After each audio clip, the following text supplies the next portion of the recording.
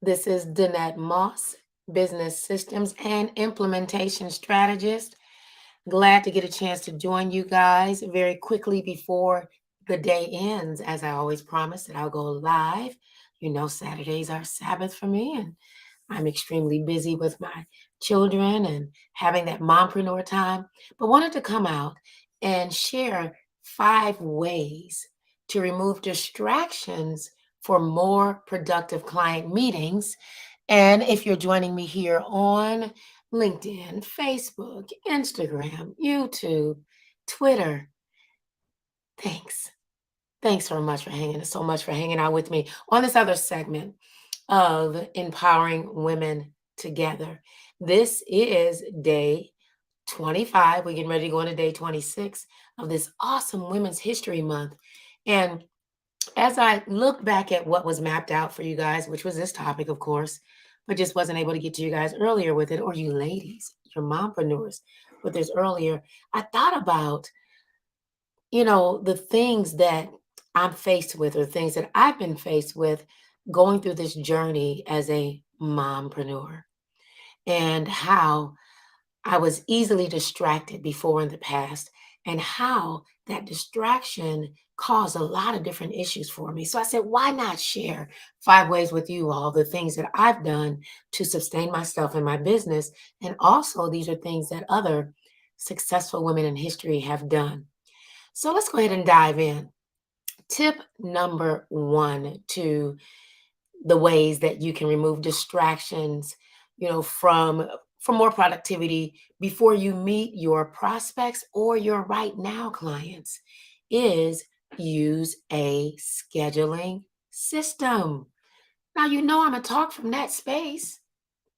So, first, when we think about having a scheduling system, you know, I believe that when it's going down in the DMs and you're speaking to people and you're saying, hey, yeah, give me a call. Let's, get on my calendar. The scheduling system is extremely important. There's so many different reasons as to why it's important. You have that client or you have that prospective client to schedule a meeting using your system. And depending on the type of meeting that they're having, you can put a questionnaire in front of it. Because what you don't want is for people to be jumping on there for just a pick your brain session or a waste your time session, a tire kicker, session. It needs to be that the two of you are on the same page. This will allow you, one, to respect each other's time. I'm sure I'll probably say that down in here, but it'll allow you to also to be able to stick to the course of whatever the agenda is.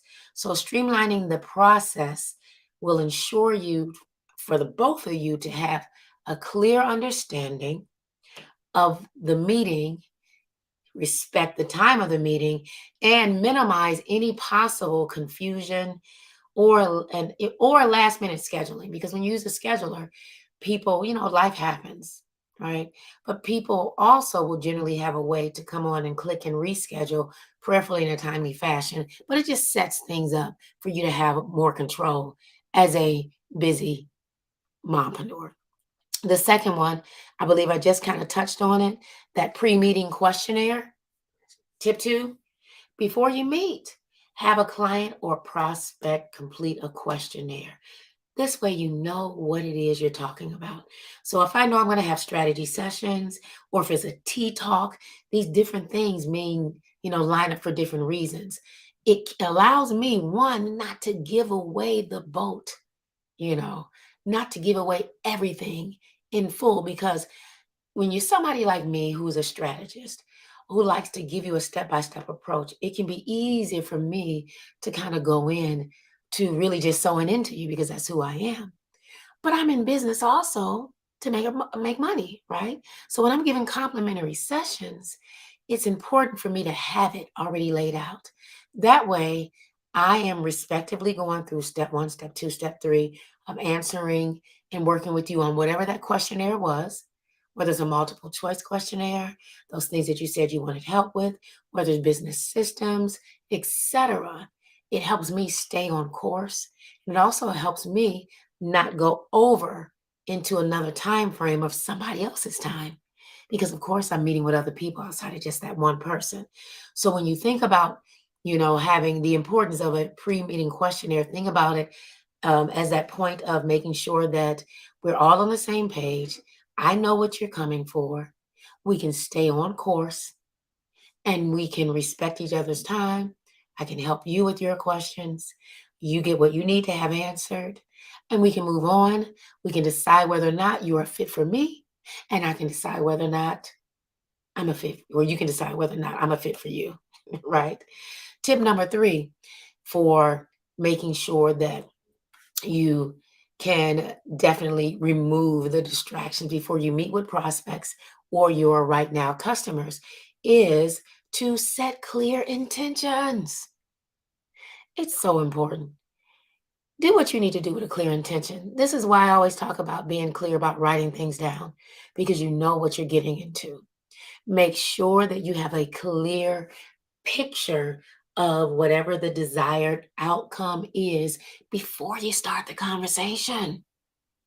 This is important, mompreneur. You got a life, you got children you got to take care of, or wifepreneur. You got things you need to do. So make sure that you have clear intentions and that you already know the outcome before you start the conversation. This will help you not go down a rabbit hole and start talking about things that you don't need to talk about. Okay? Knowing your goals will help you to stay on track, girl, and move the conversation in the right direction. Stay on target. Okay. Now, tip number four is to prepare and stick to the agenda. You got to stick to the agenda. Draft out an agenda. If you hadn't done it, it's time to get one ready. Draft it out for your meeting and be disciplined by sticking to it. Okay? I know you got a whole lot in your head that you want to share with people, but stick to the agenda. Sometimes you can overwhelm someone when you go overboard and you're giving them more than what they came for. So when you stick to the agenda, it allows you also to be able to upsell and to be able to assist them into whatever the program is that you see that you feel as though they best fit in, right? This will definitely ensure that you cover all of the essential points and it keeps the conversation focused and efficient. I'm all about that efficiency. Now, tip number five, which is the last tip, send reminders with, let's say, I'm trying to, lack of better words, send reminders because this will help people respect you and you respect them, right? When you send those reminders, it can have a little polite note asking the client, one, or the prospect to be in a quiet area and to be free from distraction. So that means they don't need to be in the car driving if they're going to have a strategy session with you or something like that, because you want to have all of their undivided attention so they can focus on what they came there for. If they're unable to do that and they run up against some things and life starts to happen, offer them the opportunity or the flexibility to reschedule. It's not fair to you, and it's actually not fair to them because you're going to be all over the place trying to figure out how to be able to hear them most, to be able to do what you need to do most. That's why I got off the road the other day, sat down